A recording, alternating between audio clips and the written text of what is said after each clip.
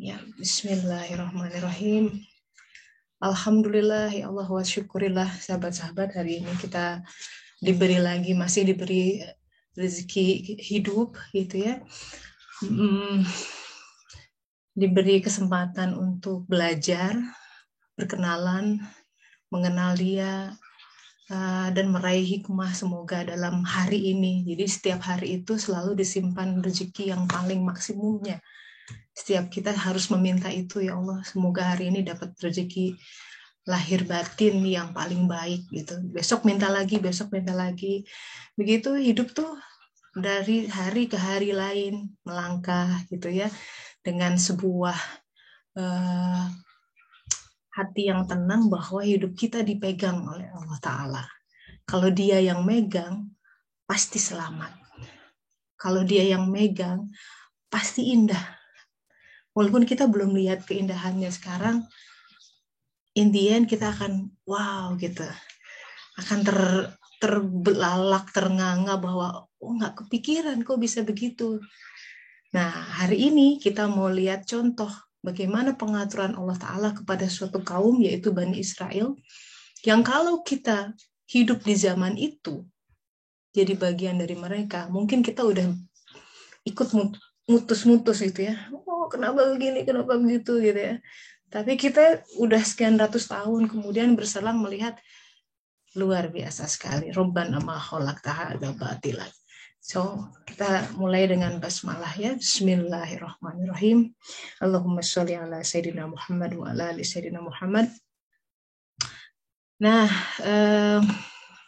ini adalah kajian suluk online kita yang keempat. Selamat bergabung buat sahabat-sahabat yang baru bergabung ke dalam komunitas kajian suluk online. Alhamdulillah di gelombang ke-12 memasuki tahun ke-6, ke-7 ini kita banyak mengupas kisah salah satu nabi besar, yaitu Musa alaihissalam. Baru yang tahun lalu kita sudah dari awal sampai akhir tuh ya, dari kelahiran Musa, siapa ibunya, dan lain sebagainya. Bagi kawan-kawan yang ingin mengakses rekamannya bisa dilihat di YouTube. Hari ini kita mau lihat tentang masih penggal ketika Bani Israel terjerembab gitu ya, tergelincir pada sebuah kesalahan, yaitu menyembah patung sapi emas. Minggu lalu kita sudah bicara tentang ini, kenapa patung sapi simbolnya, dan itu menimbulkan apa, dan apa relevansinya buat kita. Karena kisah ini ada dalam Al-Quran. Supaya Al-Quran tidak kita treat sebagai buku sejarah. Karena dia sama sekali bukan buku sejarah. Dia adalah kitab suci yang dimana setiap ayatnya, setiap kisahnya, sebenarnya sebuah refleksi dari sebuah perjalanan batin kita, lahir batinnya. Nah, sebelum kita kembali ke kenapa tentang penyembelihan sapi emas ya, di mana Al-Quran biasanya state gitu, hal-hal yang penting. Contoh, di dalam Al-Quran disebut ada aktor namanya Samiri. Dia itu yang istilahnya katalisator. Jadi sudah ada potensi untuk tergelincir, cuman dipanas-panasin sama dia, makin beneran jadi. Sementara ada riwayat lain yang mengatakan itu Harun tuh yang nyuruh mereka, Nabi Harun ya, dan nauzubillah, seorang nabi tidak mungkin menyuruh kaumnya untuk menyembah sapi. Selalu nabi-nabi, para rasul, para utusan Allah itu konsisten. Yang disuruh adalah la ilaha illallah, asyhadu an la ilaha illallah.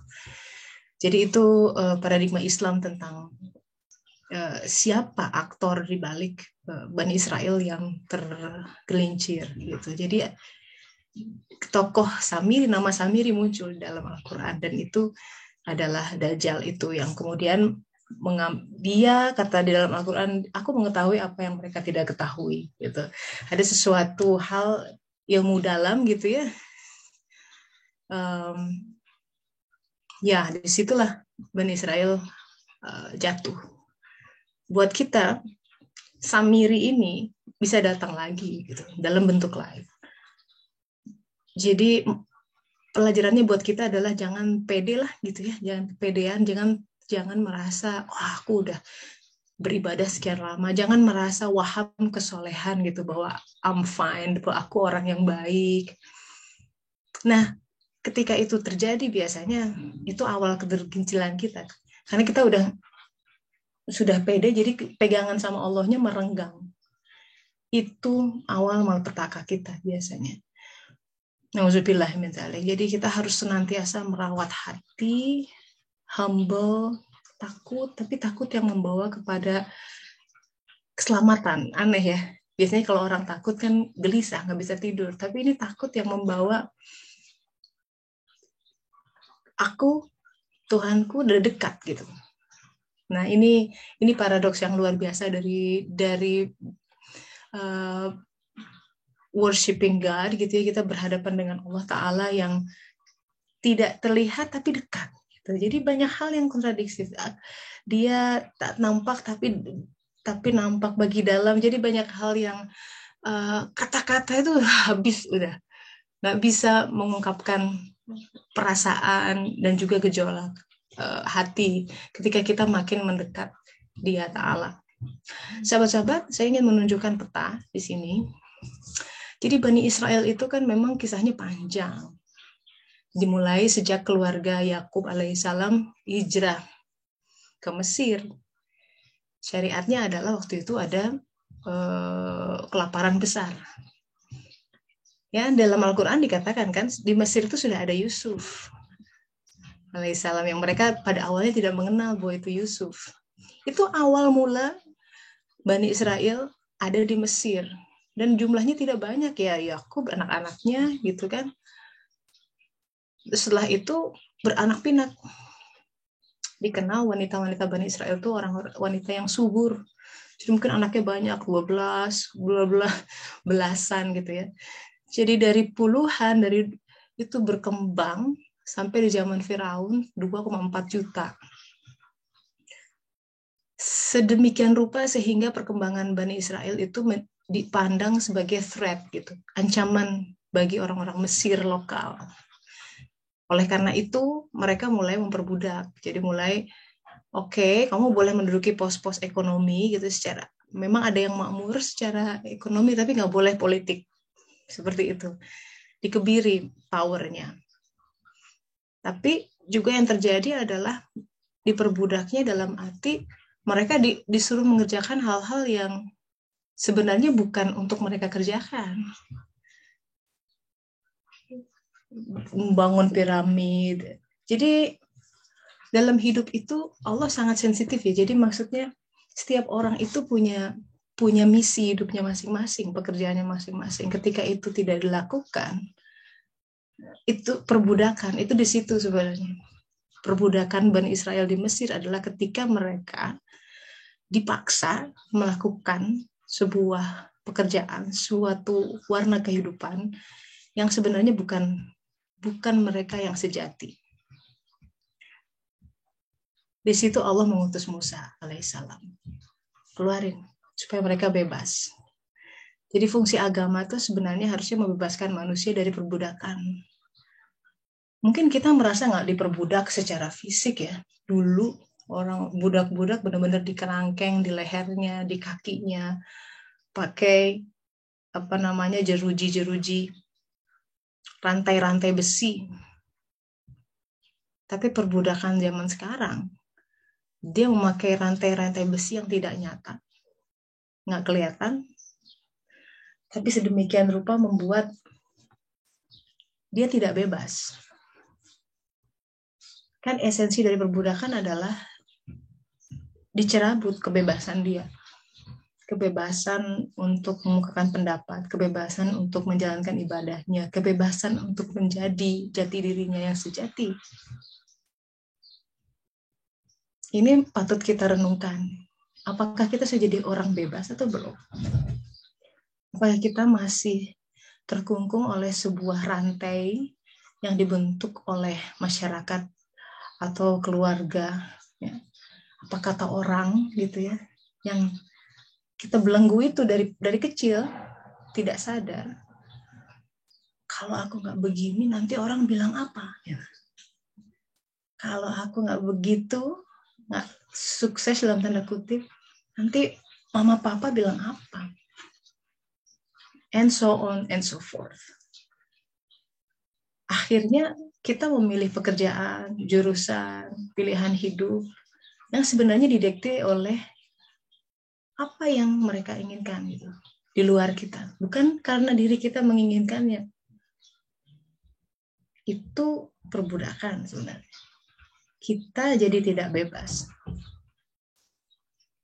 Tapi juga notion arti kebebasan ini kadang suka dibawa keblinger ya oleh sebagian orang. Pokoknya aku pengen bebas, tapi yang menyeru adalah hawa nafsunya gitu ya. In the name of freedom dia ubah semua. Jadi tidak mudah untuk membaca ini. Tapi bahwa hakikat perbudakan itu akan selalu ada. Bani Israel bicara tentang ada kaum yang diperbudak di Mesir.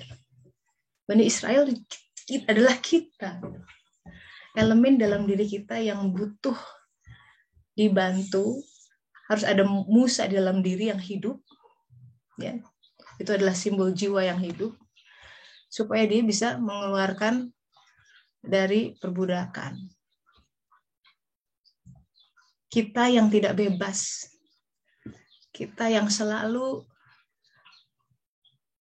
tekuk lutut di apa kata orang. Gitu. Jadi bukan apa kata Allah. Yang dia takuti adalah lebih ke apa kata orang. Sebenarnya nggak bebas kalau begitu. Selama tidak bebas, maka namanya tidak bebas ya, nggak akan full kebahagiaannya. Dia akan selalu terbatas oleh sekat-sekat di mana dia takut sebenarnya sesembahannya ya. Dia nggak sadar bahwa itu jadi sesembahannya, bahwa sesembahannya akan mengatakan ini itu. Sesembahan itu tidak selalu dalam bentuk patung, tidak selalu satu subjek orang, bisa jadi community, bisa jadi a way of thinking gitu. Itu yang membelenggu dia. Dan dia pikir kalau nggak begitu apalah saya artinya gitu. Jadi seperti kehilangan makna seperti itu. Itu cerita tentang Bani Israel dan itu cerita tentang kita. Tentang perbudakan. Jadi sahabat-sahabat, kalau lihat peta ini ya, saya perbesar. Jadi ini Mesir daerah sini. Dia harus pindah ke Yerusalem. Itu sebenarnya kalau ngambil jalan direct gitu ya, ke utara, jalur utara, 3 mingguan tuh sampai jalan kaki. Yet, history ya, mencatat, sejarah mencatat 40 tahun. Mereka karena terkatung-katung di lembah dan lain sebagainya. Ini kita zoom in. Kenapa itu terjadi? Pertama-tama, apa sih konsep hijrah di sini? Jadi pindah dari bumi Mesir, itu bumi lama, ke Yerusalem, Palestina. Ada Yerusalem. Darussalam. Itu artinya kita memang harus hijrah dari bumi lama, tempat si jiwa diperbudak. Ya, jadi diperbudaknya oleh hawa nafsu, oleh syahwat. Apa yang dia pilih, apa yang dia takutkan, apa yang menjadi isu-isu di pikiran dan di kepalanya, itu selalu kalau nggak tentang hawa nafsu dan syahwat. Kalau nggak tentang kekerenan gitu ya, ego, popularitas, makan, masa depan anak, semua itu tentang dunia yang mencengkeram dia. Dibawa hijrah. Pindah yuk. Keluar dari cengkraman bumi Mesir. Nah, untuk kemana? Ke Yerusalem, ke Darussalam. Di situ nanti, pada saatnya mereka harus membuat Baitullah, yaitu Masjidil Aqsa. Ceritanya bakal panjang. Apa yang terjadi? Allah Ta'ala mengeluarkan petunjuk kepada Nabi Musa. Pergi ke suatu arah ya. Jadi kalau dari atas ini, dia marah ke arah southeast nih. Dia ke arah Tenggara. Alih-alih langsung ke arah timur, naik ke Palestina. Aneh.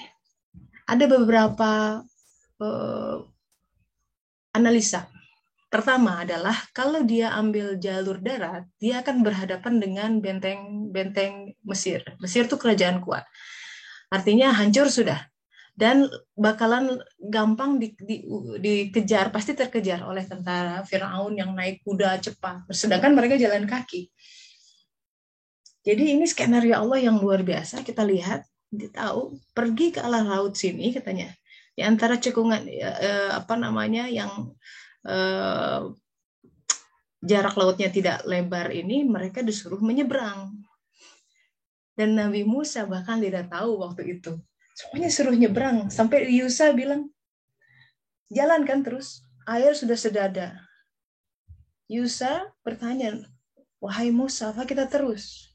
Iya terus, ini jalan yang ditunjukkan Allah gitu. Apa mesti berenang gitu? Waktu itu nggak kepikiran. Dia lihat, waduh berbondong-bondong. Ada yang bawa anak, gerobak, nggak kebayang. And then suddenly, tongkat dipukul. Laut terbelah. Epic banget.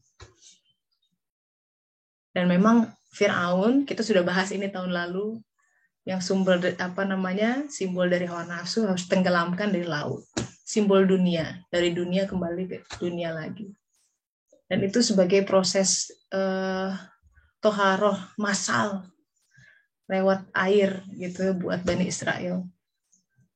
Itu menakjubkan. Tidak sampai 30 hari, baru 30 hari katanya. Ada yang bilang 40 hari. Dari episode nyebrang ini terjadi peristiwa penyembahan anak sapi emas ini. Nah, yang terjadi adalah, kita sudah bicara ini sebelumnya, apa yang terjadi setelah itu? Nabi Musa turun, geram, marah dia, Tuhan pun murka, itu. Balasannya adalah, cara mereka membersihkannya adalah di tafsir, kalau sahabat-sahabat, ini seru nih bukunya, Kisah Para Nabi. Ya, ini ada kisah Nabi Musa panjang, di antaranya ada sebuah kisah mengerikan setelah terjadi episode penyembelihan patung anak sapi ini. Yang terjadi adalah, kata Allah Ta'ala, itu yang nyembah, mereka harus saling membunuh.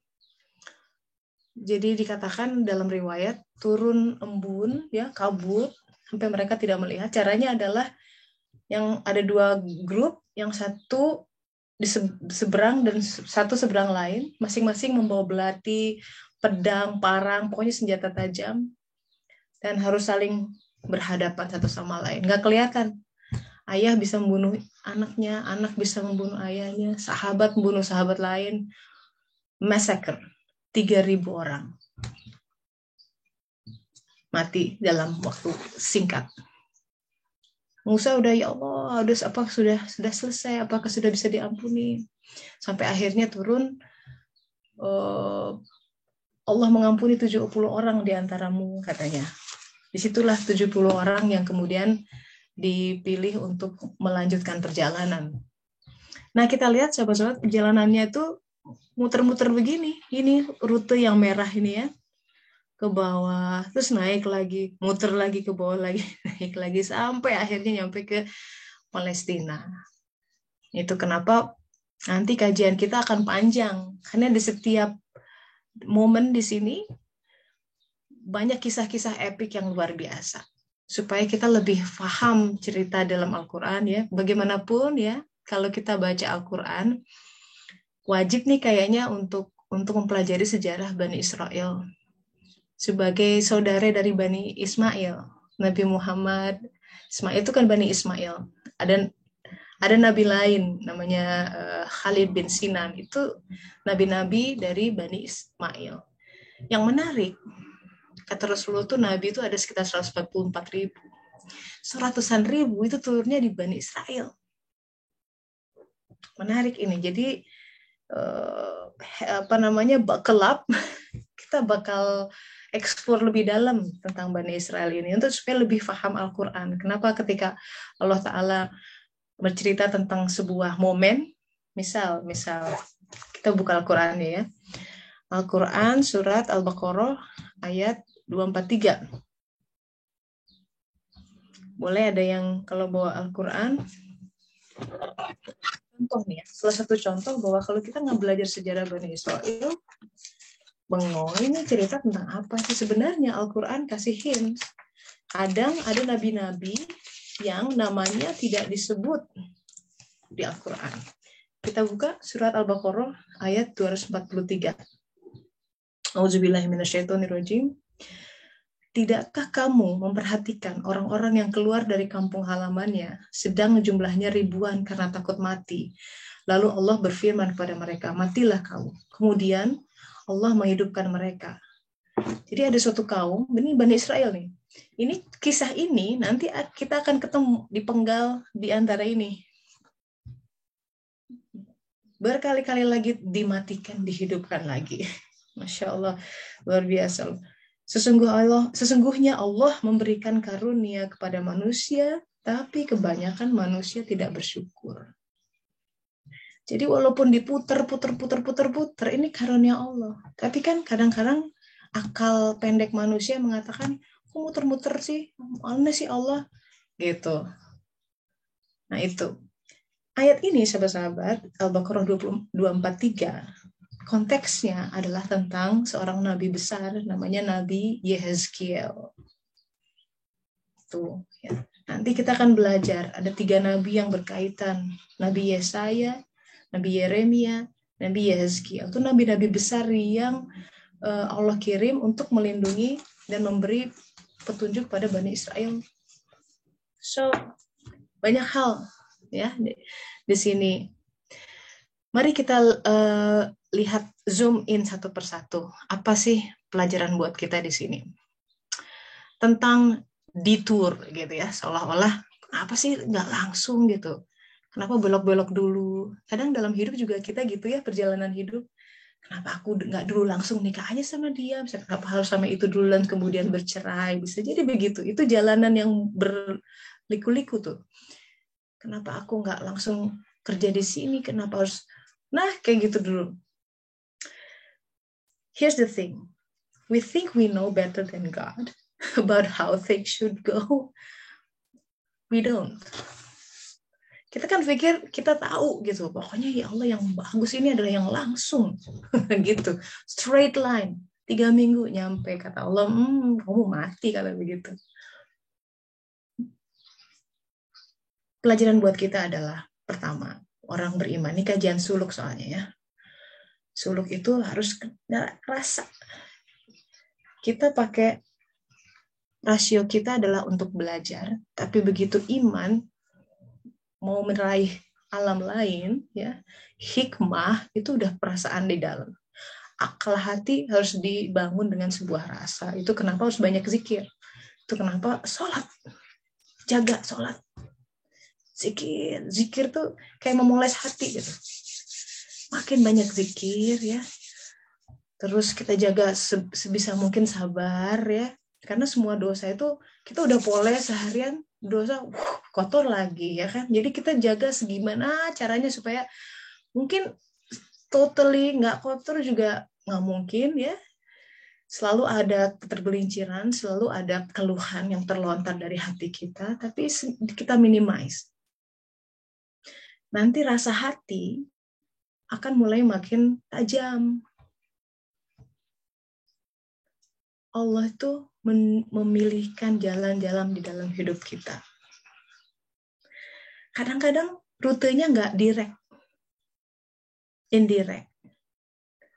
Al-Quran mengatakan, apa yang baik bagimu belum tentu baik. Coba gitu. Apa yang buruk juga belum tentu buruk. Allah Maha tahu. Nah itu, jadi coba ya, kadang-kadang yang bikin kita kesel dalam hidup, susah bersyukur, adalah we think that we have to be in control all the time. Don't. Ketika kita mencoba untuk kontrol semua dengan skema pemikiran dan plan yang kita bisa lakukan, trust me, hanya masalah waktu gagal. Oh, ternyata cuma segitu. Ada aja selalu di jalan. Kita pikir begini, gini, gini. Jadi kita membangun peribadatan dengan sebuah, jadi nggak kokoh gitu. Tawakalnya kurang gara-garanya. Padahal tawakal itu adalah pilar ketakwaan. Apa itu tawakal? Jadi kita nyender betul. Seperti kita there's a string di atas kita yang itu hanya Allah yang megang. Kita ingin supaya Allah tuntun. Itu kenapa Rasulullah SAW berdoa setiap pagi itu, ya Allah, jangan Engkau serahkan diriku pada diriku walaupun sesaat. Karena kita ingin dia yang leading. Kenapa? Dia paling tahu, maha tahu. Kita tidak tahu. Bagaimana mungkin kita makhluk yang tidak punya entitas pada awalnya, yang kemudian Allah pinjami raga, jasad, ruh, tiba-tiba bisa berkata-kata semua dengan elemen peminjaman darinya. Bahkan bisa berpikir, semuanya didesainnya dia yang terus kita pikir kita bisa mengkreasi sesuatu. Nggak mungkin. Itu tapi iman yang bisa mencerap itu adalah iman. In the beginning kita pun kan nggak tahu. Makanya kita usia tahu sendiri ya. Kita udah usia gini kalau lihat kehidupan kita di belakang, aduh malunya gitu. Ada momen di mana ketika kita ngejago banget gitu ya, atau make stupid mistakes. Kalau kita lihat sekarang, but it's okay, it's part of our journey. So belajar dari rute perjalanan Bani Israel, kita harus melepaskan waham yang mengatakan bahwa I know better. No, we don't. Kita nggak pernah tahu. Oh, pokoknya si Teteh sekolahin aja di sini, paling bagus. Tapi sampai lupa minta tolong, lupa nanya sama Allah. Hati-hati.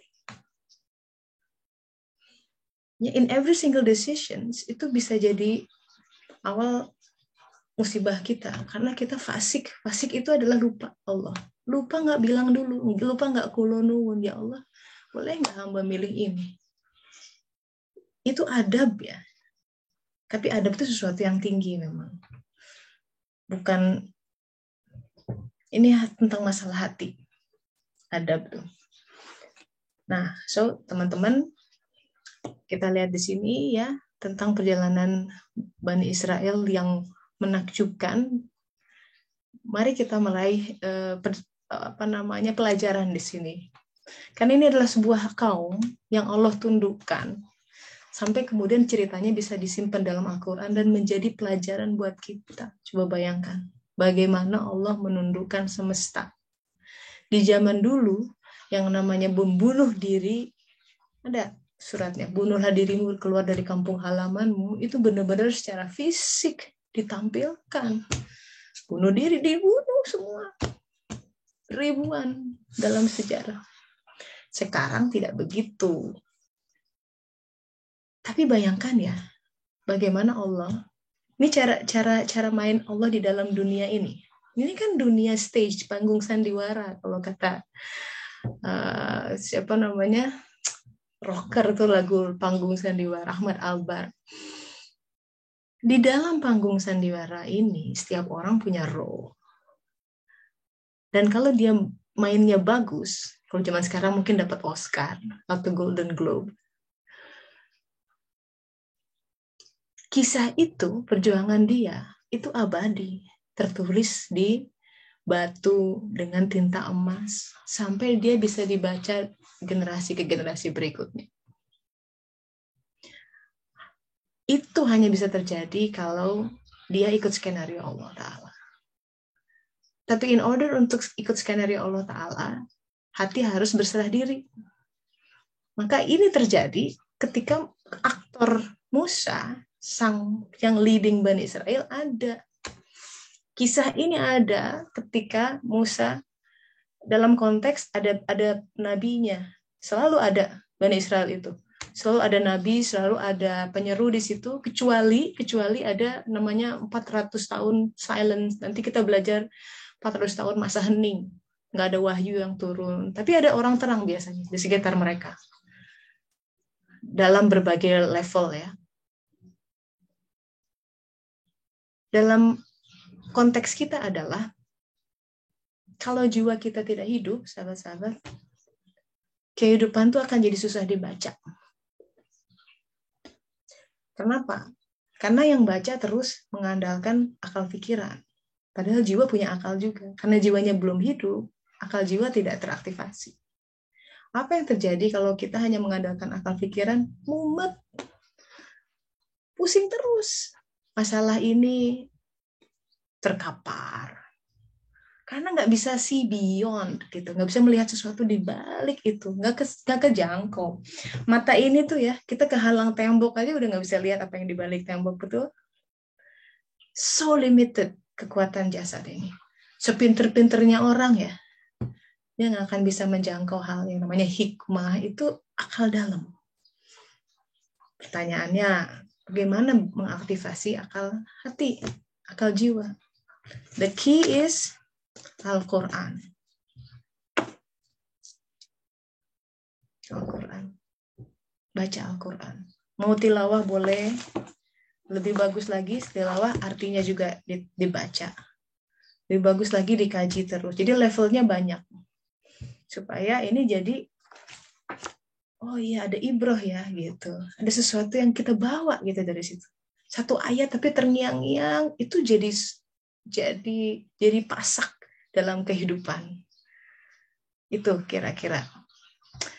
Ya. Oke. Nah, kembali ke tentang sapi itu. Kenapa sih Bani Israel sampai membuat sapi? Itu kan gara-gara di awal bulan, ya awal 30 hari pertama setelah nyebrang itu, memang kan mereka biasa hidup di Mesir, nyantai di rumah gitu ya. Di dalam kitab Keluaran atau Exodus tuh pasal 16-17 tuh wah mengeluh aja. Wah coba kan gini, kering, mana waktu itu sempat nggak ada air. Itu orang tua, kita kalau orang tua ya lihat kita haus masih kuat, tapi lihat anak kita sengsara, wah udah teriak-teriak. Tipikal. Kalau udah tentang anak tuh kadang orang bisa sampai nauzubillah ya bunuh orang gitu. Sampai gelap mata gitu. Padahal Al-Qur'an, nah ini kembali lagi, Al-Qur'an tuh jadi kencang tuh harusnya.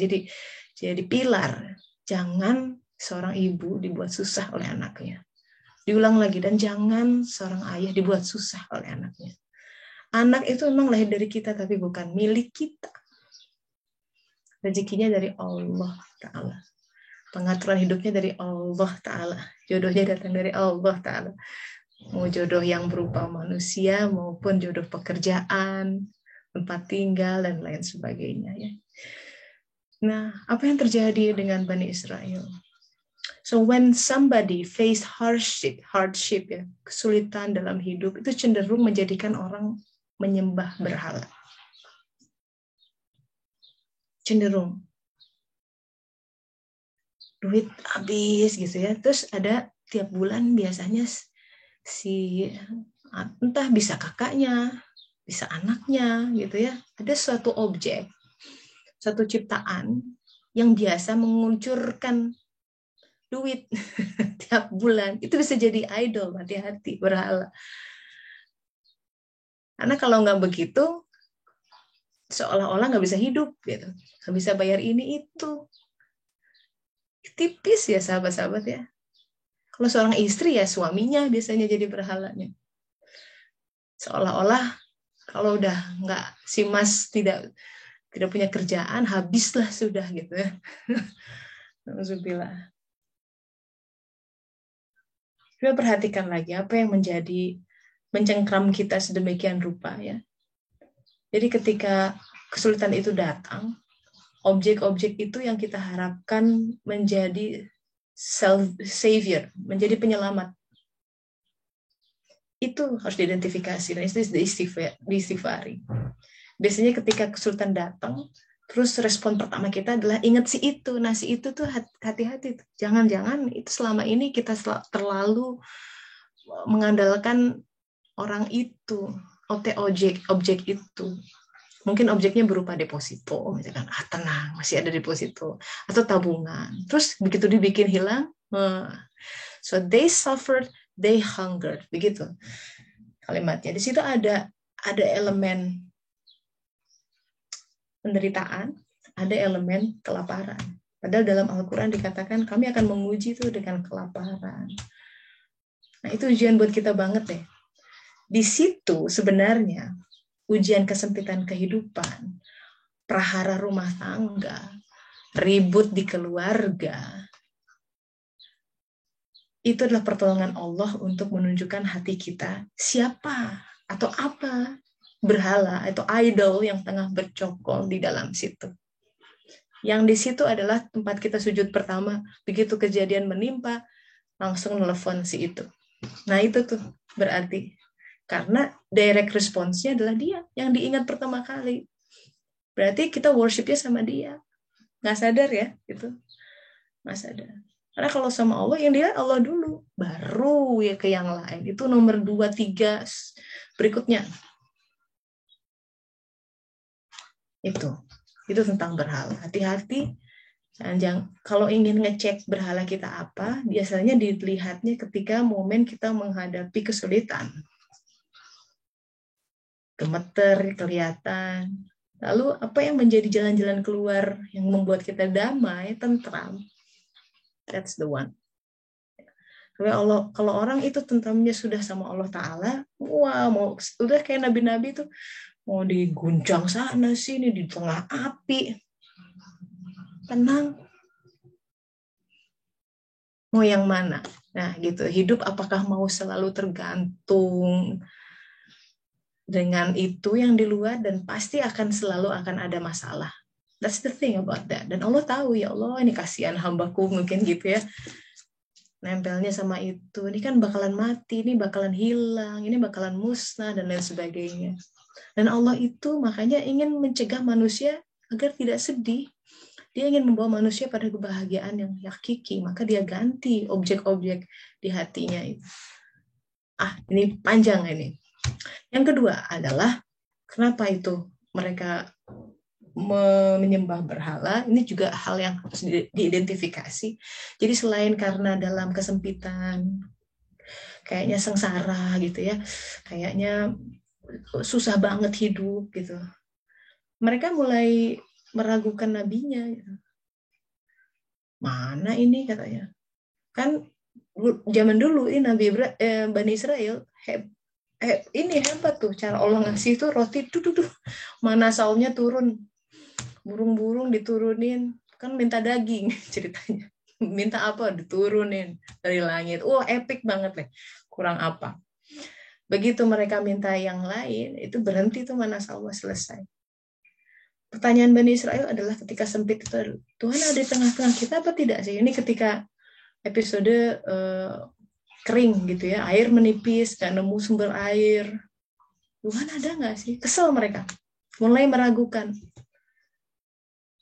Itu kita banget. Begitu doa seolah-olah tidak dikabulkan gitu ya. Ada nggak Tuhan? Aku jangan menyembah siapa ini? Mereka lebih, Bani Israel nih yang harus disembelih itu nanti adalah mereka lebih percaya hal yang bisa dilihat, show me the money gitu. Padahal orang beriman itu dia lebih tenang karena dia lebih percaya rezeki yang di tangan Allah. Kalau di tangan dia seadanya aja, karena di tangan Allah abundance, nggak habis-habis.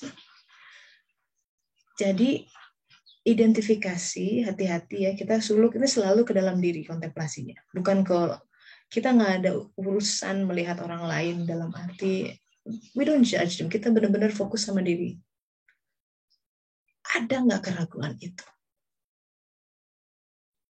Ragu bahwa Allah bakal nolong anak kita. Ragu bahwa Allah bakal kasih rezeki pada saatnya. Karena keraguan itu bisa jadi pintu untuk sebuah penyembahan, idolatry gitu ya. Itu si sapi emas yang bisa mewujud di dalam hati. Nauzubillah. So, it's time for reflection. It's time for sharing session. Ya, boleh. Ada yang mau share di chat? Oh, sudah ada. Sebentar.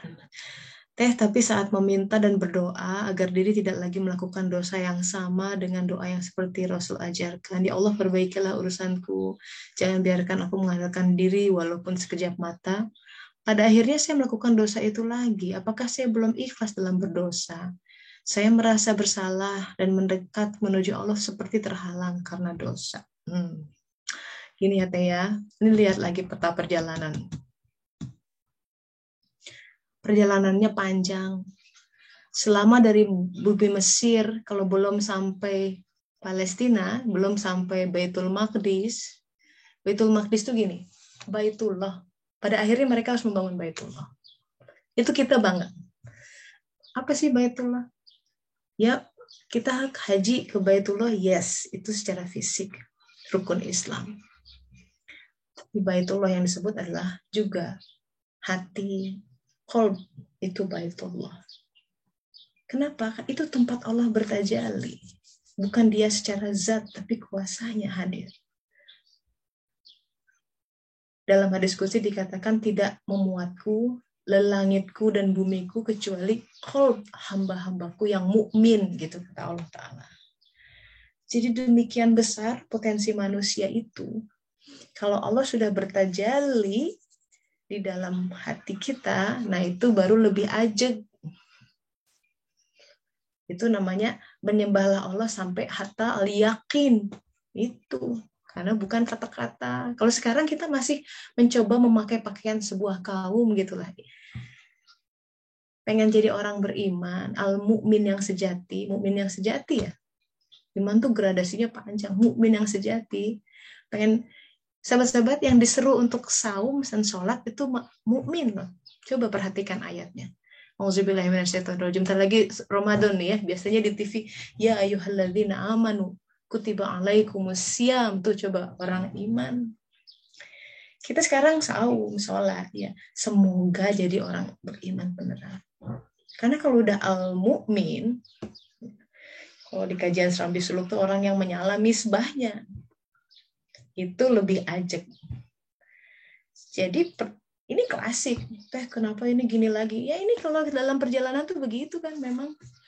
Dan Israel yang belum nyampe. Kadang semangat, kadang turun. Namanya juga di jalan ya, darurat semuanya juga serba. Zaman dulu, zaman Musa, itu Bani Israel tuh bawa-bawa tabut. Isinya barang-barang Musa dan Harun. Nanti begitu masuk ke zamannya Zakaria gitu ya, itu mereka bikin kemah-kemah suci. Kemah suci itu pre-Baitullah gitulah. Jadi ini tempat di mana Allah bertajalli. Ada selalu begitu. Indian, makanya era-era agama ya, dalam Fusus Hikam Ibnu Arabi mengatakan era agama itu dimulai dari Daud alaihissalam, Khalifatullah pertama. Kenapa? Apa yang menjadi identifikasi Khalifatullah? Karena dia punya Baitullah. Jadi Baitullah membangun hati kita, menyiapkan hati. Itu yang menjadi tema perjalanan. Karena Allah tuh pengen nyatu ya sama kita. Saking there's nothing. Kalau dua pecinta, bener nggak? We've been in love. Bener nggak sih? Nggak ada yang dirindukan oleh dua pecinta kecuali sebuah penyatuan. Makanya kan selalu kangen, kalau nggak ketemu kangen gitu ya. Ya pengen selalu bersama. Dan ya dia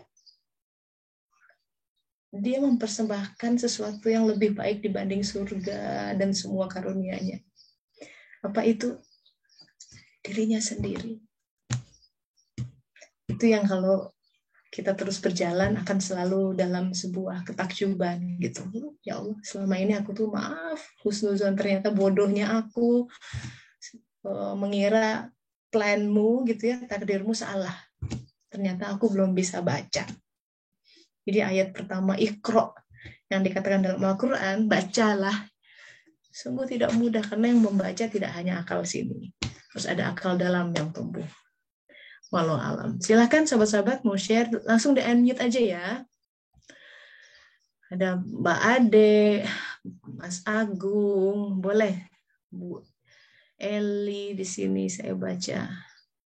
Yen Bu Mbak Ita, Mas Prasetyo, boleh nih kaum Adam juga. Silahkan bersuara, tinggal di unmute aja, boleh, ayo. Mumpung masih ada waktu. Silahkan. Ya, silakan Mbak. Mbak Ria. Assalamualaikum Teh Sesa. Waalaikumsalam warahmatullahi wabarakatuh. Saya tadi kayak tertampar yang bagian jangan-jangan ada sosok yang kita jadikan berhala, tapi kita itu nggak sadar. Iya, jadi sebenarnya alhamdulillah ya Teh ya, selama mengikuti kajian suluk, saya kalau nggak salah mulai bergabung itu 2018. Itu alhamdulillah sedikit demi sedikit puzzle-puzzle dalam kehidupan saya tuh mulai kayak oh ini ketemu ini. Yeah. Ya, termasuk hari ini. Jadi mulainya itu dari masa kecil dulu ya Teh ya. Patah hati saya pertama kali itu kan waktu itu ibu saya cerita. Jadi ibu sama bapak itu kan pisah. Nah, ibu cerita kalau bapak itu bilang ke ibu saya, nanti kalau anak kita menikah, bilang aja bapaknya sudah mati gitu. Jadi saya disuruh cari wali hakim aja. Itu pas waktu kecil saya nggak kerasa, tapi ternyata kesimpan di dalam hati. Jadi kayak di situ mulai patah hati pertama kali. Iya, Masya Allah. Ya. Jadi kayak oh saya itu nggak diinginkan, udah dibuang gitu kan. Saat bapak saya bilang seperti itu. Kemudian ibu saya kan kerja di kota lain dan saya di Jogja sama nenek. Di situ juga tinggal sama keluarga om tante gitu. Ada sepupu-sepupu saya juga. Nah itu kan kadang-kadang ada momen yang saya merasa kok saya dibedakan. Kemudian saya merasa misalnya anak kecil kan kalau saya mau minta jajan itu ke siapa ya? Kan yang lain apa-apa tinggal bilang ke orang tua gitu. Saya kan merasa saya orang yang merepotkan dan sebagainya, kayak banyak kebingungan di masa kecil itu. Itu yang akhirnya sama kayak pas Teteh bilang, saya tuh nggak sadar kalau saya itu takut untuk menikah. Iya, mirip. Sampai akhirnya perjalanan untuk menikah itu juga selesai sekolah, kemudian bekerja, tiba-tiba kok merasa letih sekali menjalani pekerjaan. Waktu itu kan pikirnya saya mau sukses, mau menjadi wanita yang mandiri. Hanya waktu kecil merasa merepotkan sana sini, saya nggak mau merepotkan orang. Terus saya jadi perempuan juga nggak mau kalau misalnya punya pasangan kok merepotkan pasangan dan sebagainya. Pokoknya pengen mandiri sampai ya itu secara tidak langsung malah tidak ingin menikah. Lalu suatu hari ya merasa letih, capek. Ya di situ berdoa sama Allah. Nah, itu ada satu momen yang waktu itu juga Teh Tessa yang kisah tentang ibunya Nabi Musa yang seolah-olah mendapat wahyu dari Allah itu. Nah, ada satu momen yang saya kayak ngobrol dengan sesuatu. Waktu itu, ya Allah, saya itu capek, tapi saya harus gimana? Saya itu harus bersandar sama siapa? Kalau misalnya saya punya pasangan, apakah ada yang benar-benar mencintai saya dengan tulus? Apakah nanti saya tidak terluka lagi, menjadi orang yang diabaikan lagi? Nah, waktu itu seolah-olah ada yang mengatakan, kamu pikir saya itu cuma memberikan kesulitan sama kamu. Saya pikir, kamu pikir kamu cuma dapat kesusahan. Di balik yang kamu takutkan itu, saya tuh mau memberikan kebahagiaan loh buat kamu. Ada kasih sayang yang akan kamu rasakan. Waktu itu ya saya sempat berpikir, merenung gitu, apa iya ya, masih ragu gitu deh. Terus berdoa lagi. Kebetulan kan ada yang dekat juga waktu itu. Terus sering berdoa gitu, tahu-tahu kayak ada yang bilang, udah kalau kamu nggak mau menolak lagi, jadi beberapa yang dekat itu kan secara nggak langsung menghindar, menolak, menjauh gitu. Kalau kamu nolak lagi, udah nggak tak kasih jodoh. Olah-olah itu ultimatum seperti itu. Terus saya dalam hati, nggih Gusti Allah, nggih. Kata orang Jawa. Kapan ini? Akhirnya menikah? Iya, tahun 2012 menikah. Alhamdulillah. Sampai sekarang udah 10 tahun nih, satu. Iya, alhamdulillah 10 tahun. Menikah, alhamdulillah. Gimana? Ketakutannya apakah terjadi beralasan? Kan takut tuh dulu, takut dikecewakan. Iya. Iya, pertama ya alhamdulillah dengan caranya ya Allah akhirnya mendatangkan jodoh, dan akhirnya saya pertama kalinya bisa membuka hati saya gitu kan pada orang lain. Biasanya kan kayak membentuk benteng gitu ya Teh. Iya. Ya, gitu. Dan saat itu juga saya tiba-tiba aja jalan-jalan terus ketemu buku yang membahas tentang kitab Al-Hikam. Itu ada bagus satu, tuh. Recommended ya, kitab Al-Hikam Ibnu Athaillah. Ya, itu ada satu baris kalimat yang saya baca. Kurang lebih, saat Allah menjauhkanmu dari seseorang, maka saat itulah Allah itu ingin mendekatimu. Yes. Ya. Dari situ itu menjadi sumber kekuatan saya. Jadi kalau misalnya orang ini nanti saya mencintai, kalau misalnya terjadi sesuatu, jangan takut. Allah itu selalu ada. Kalau misalnya dia mengecewakan, melukai, Allah itu ada terus. Allah itu sayang terus. Allah itu mantau terus gitu. Jadi dari situ mulai pengen baca semua yang kaitannya dengan makrifatullah gitu. Sampai akhirnya ketemu kajian suluk ini.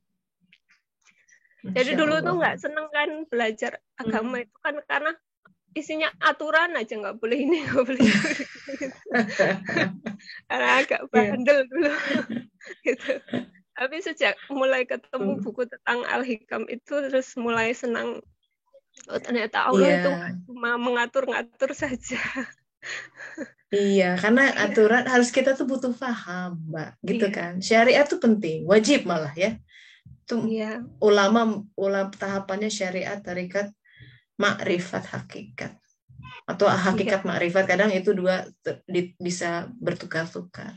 Tapi syariat penting. Tapi kadang kalau nggak paham tuh dalam arti gini ya, ada sebuah aspek ihsan yang melingkupi. Kadang kita juga nggak paham semuanya, kenapa maghrib 3 gitu kan. Kalau anak itu suka nanya, bisa nggak nego gitu, sholatnya jadi 1 sehari. Nggak bisa, harus 17 rakaat. Nah, kenapa? Nah, coba. Nah, wow, Mbak Ria luar biasa. Masya Allah, ini jalan kehidupannya ya, belok-beloknya nih. Belok-beloknya. Tapi sekarang Mbak kalau sudah berselang ya, melihat apa hikmah Mbak Ria, Allah desain orang tua seperti itu. Maaf, apakah masih kontak sama bapak kandungnya atau sudah sama sekali tidak? Sama sekali. Jadi terakhir. Jadi setelah usia berapa terakhir? kalau nggak salah SD kelas 6 itu sebenarnya posisi bapak ibu udah pisah, cuma mereka di kota yang sama kan, tapi nggak suami istri lagi kan. Nah, saya diajak bertemu aja itu terakhir. Apa hikmahnya, Mbak? Kalau lihat sekarang ke belakang, coba. Ya,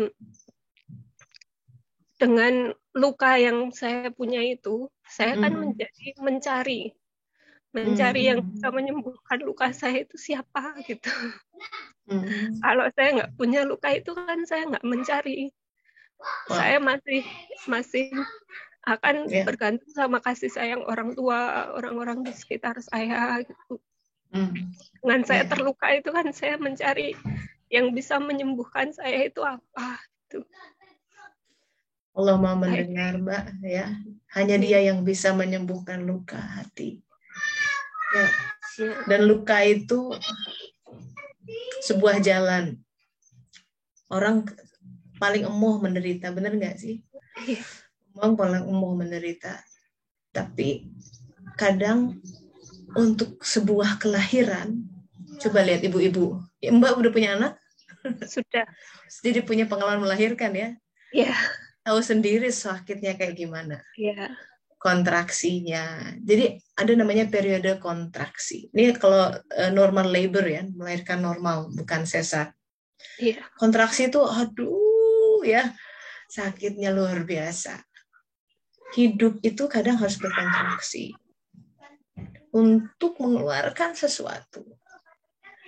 Nah, yang kalau suluk, ya kita kajian suluk, kita melihatnya beyond. Jangan lihat pas itunya aja. Nggak akan mau punya anak lagi kalau begitu ya. Tapi begitu kita lihat bayi, wah hilang semua sakit-sakitnya. Terima kasih sudah berbagi nih kisah hidupnya. Iya. Kata Mbak Dewi tuh, ada kalimat dari Rumi yang indah, Mbak Ria. Lubang luka itu justru jadi jalan masuknya cahaya Allah. Ya. Ya. The wound is the apa namanya? Retak gitu ya, tapi ada yang masuk betul itu. Semoga kalau lihat dari testimoninya Mbak Ria, gini ya, kalau Allah sudah narik seseorang hamba, nggak akan selesai sampai nggak akan berhenti. Itu indahnya, sampai konsisten ya Allah tuh sama orang yang mencari, dan Dia Maha Tahu. Dia Maha Tahu hati yang merindukannya. Jangan takut. Beneran Dia yang Maha Tahu. Mau itu nggak ngomong ya, nggak ke-scan apa, Dia Maha dekat, soalnya lebih dekat dari urat nadi. Lebih dekat dari urat nadi. Iya teh. Yang ada di sini, oh iya, ini selalu. Saya mau share ini. Ini handphone saya, ada casingnya. Di sini saya selalu, ini bukan jimat ya. Saya tidak percaya pada jimat-jimat ini. Nah, tapi saya waktu itu catatnya di sini. Saya bawa kemana-mana kalau saya lagi ini. Saya kalau lihat ini saya bacakan ya. Karena ingin dekat sama Allah. Tulisannya udah hilang-hilang, tapi ini adalah firman Allah Ta'ala kepada Musa. Nih ya, karena kita bicara tentang Nabi Musa. Bagaimana ingin supaya dekat sama Allah. Karena nanti ada pertanyaan juga, gimana nih, apa yang harus dilakukan, ini waalaikumsalam ya Teh Golde, agar kita tidak menjadikan sesuatu selain Allah sebagai sesembahan. Ikhlas itu susah ya. Memang harus evaluasi, aku cari apa. Zikir banyak. Memang itu tergantung hati yang cari apa. Kalau Allah tidak tunjuki, hidayah sih Mbak, ya itu mah. Hidayah. Kita nggak bisa, aku ingin mencari Allah, nggak bisa dengan gagah perkasa. Padahal kata Allah, enggak, yang kamu cari sapi emas, kita nggak kelihatan gitu buktinya. Nah makanya ujian kehidupan akan menunjukkan apa yang kita cari. Saya bacakan ya, ini sebagai penutup. Semoga kita bisa mengamalkan ini. Sesungguhnya Allah Subhanahu Wa Taala telah menurunkan wahyu kepada Nabi Musa alaihissalam. Nih dengar ya, indah sekali. Wahai Musa, nih, wahai Musa, kata Allah Ta'ala kepada Musa. Karena kita bagi yang berhajat ingin dekat sama Allah. Kalau engkau ingin aku lebih dekat denganmu daripada pembicaraanmu, dengan lidahmu, katanya. Jadi pembicaraan dengan lidah. Ada yang lebih dekat dari itu. Nggak kebayang kan? Ini luar biasa ini ya, sastranya gitu. Jika kau ingin aku lebih dekat denganmu daripada pembicaraanmu dengan lidahmu, daripada bisikan hatimu dengan hatimu sendiri, daripada nyawa dengan badanmu, daripada cahaya penglihatan dengan matamu, dan daripada pendengaran dengan telingamu. Coba, berbagai macam. Kita pikir telinga buat dengar, ternyata ada jarak di situ. Dan kata Allah, aku lebih dekat. Bagaimana caranya supaya ingin dekat? Maka perbanyaklah engkau salawat atas Muhammad Sallallahu Alaihi Wasallam. Salawat. Allahumma sholli ala Sayyidina Muhammad wa ala Sayyidina Muhammad. Jadi kalau ada waktu dalam satu hari 5 menit, misalnya kita mulai dengan 5 menit salawatan, 5 menit di timer tuh. Wah, jam segini, sorry, it's time for me for salawatan. Allah akan lihat itu. Oh, dia berupaya ya mendengarkan. Habis dengerin ini nih, firman ini. Mau gitu, aku pengen. Misalkan. Dan ya, kata dalam riwayat lain, kalau kita salawat sekali, Allah balas 2 kali. Dan sahabat-sahabat, kualitas salawat Allah tuh jauh heaven and earth dibalik kita. Coba yuk seminggu ini, setiap hari, mau terserah, ada yang luangnya semenit, salawatan tiap hari. Nanti bagi ceritanya minggu depan. Apa yang terjadi ketika kita mencoba bersolawat gitu ya. Jadi kita jangan hanya meeting sama klien aja yang ada di agenda. Jadi timer bunyi, sorry, it's time for me for salawatan 5 menit. Allahumma sholli ala sayyidina Muhammad wa ala sayyidina Muhammad. Mau salawat pendek, mau salawat panjang, silahkan di Google versinya yang mana. Dengan bekal firman Allah Ta'ala kepada Musa alaihissalam, aku dekat. Bayangkan, imajinasikan itu. Ketika kita merasakan kehadirannya dekat, somehow bumi kita akan berubah. And this is a community, ya. I dare you, I challenge you to do this the whole week, and let me know what happened next week, okay? Kita bagi cerita sama-sama minggu depan tentang kita harus jadi saksi nih. Benar teh, gitu salawatan. Tell me about it. Alhamdulillahirrabbilalamin. Demikian sahabat-sahabat, semoga bermanfaat ya. Kita tutup dengan doa akhir majelis. Subhanaka Allahumma wa bihamdika asyhadu an la ilaha illa anta astaghfiruka wa atubu ilaik. Alhamdulillahirrabbilalamin. Thank you so much for joining us. Yeah, it's a salawat challenge. Minggu depan kita berbagi ya. Alhamdulillah. Terima kasih Teh Tessa. Assalamualaikum. Waalaikumsalam. Pamit ya. Lahir batin. Sehat. Waalaikumsalam warahmatullahi wabarakatuh. Terima kasih. Amin. Terima kasih.